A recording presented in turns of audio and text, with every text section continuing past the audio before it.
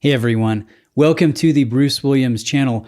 On the desk here in front of the camera is the gorgeous Omega Seamaster Aquaterra World Timer. And while I have it, I wanted to demonstrate how to use a world time in case you've never seen this complication before. And you're interested to know just how it works. It's actually really simple, really handy. Before I jump into that, actually let me show you the coffin. Let's bring it in front of the camera here. This is what the watch will ship in from Omega, from Swatch, to the authorized dealer, and then the presentation box comes separately.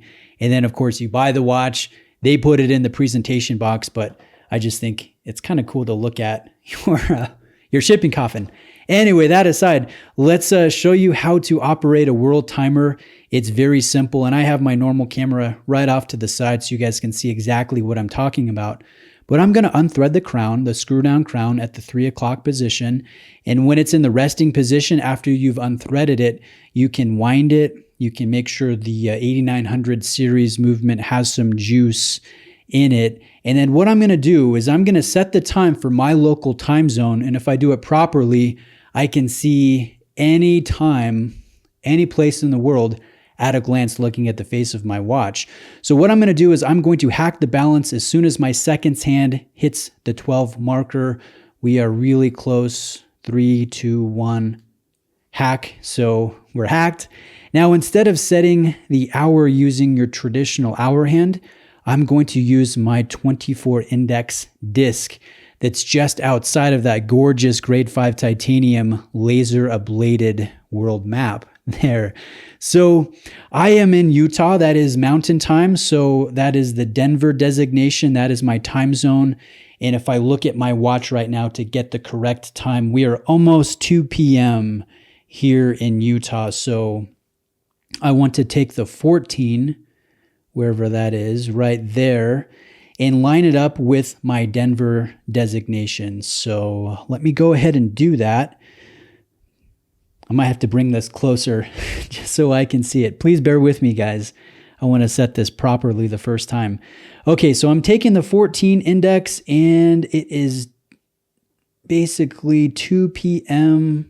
Boom, here in Salt Lake City in Mountain Time. You guys can see it's lined up there.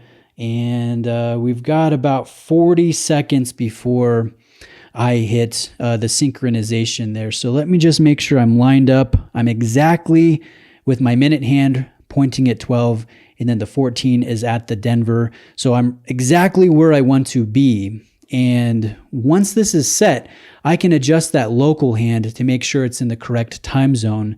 And after I've done that, I can gauge any city on the world and then reference that disc in the center, that 24-hour index disc, and be able to tell the time AM or PM.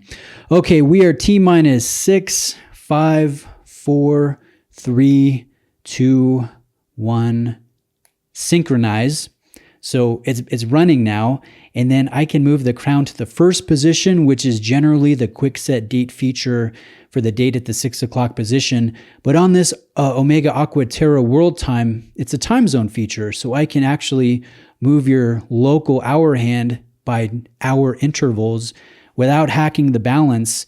And if I wanted to, in fact, I'll need to do it. I'm actually on the wrong day, so let me correct the day and go to 2 p.m. Boom. It's that easy. It's that simple. So it's pretty cool. Now let's do some adjustment here, or let's do some time reading. Let's look at Alaska. Alaska is pointing at the 12, so I know Alaska, my family up there in Anchorage, it's just about noon, or it's just after noon in Alaska. I can look at Sydney, Australia, reference. They are just after 7 a.m. Their day is starting there in Australia.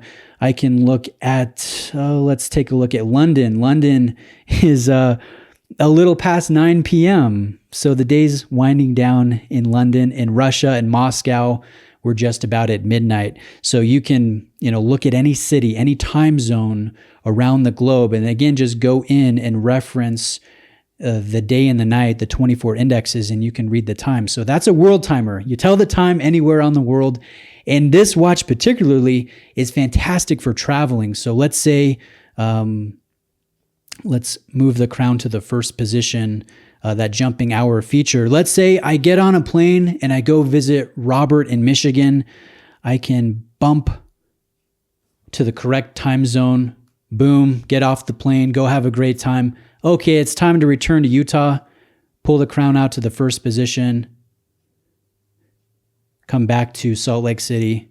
I'm set. I didn't have to adjust the time, but I just adjusted the hour, and then I lock the crown down by threading it in till it's firm. Don't overwind it, don't make it overly tight, and I'm set to go. I have my water resistance, I have the proper time, it's all synchronized, and again, I can look at any place in the world and see the correct time. In New York, it is just after 4 p.m. In Bangkok, it's just after 4 a.m. Super cool, super handy, and I wanted to showcase that for you guys, again, that might not have seen that complication before. So if you haven't watched my full review, I'll put a link to the full review of the Omega Seamaster Aquaterra World Time. It is a lovely watch. It is one of Omega's best offerings, and I'm just really glad to have spent some time with it. I won't be buying this one. I was this close.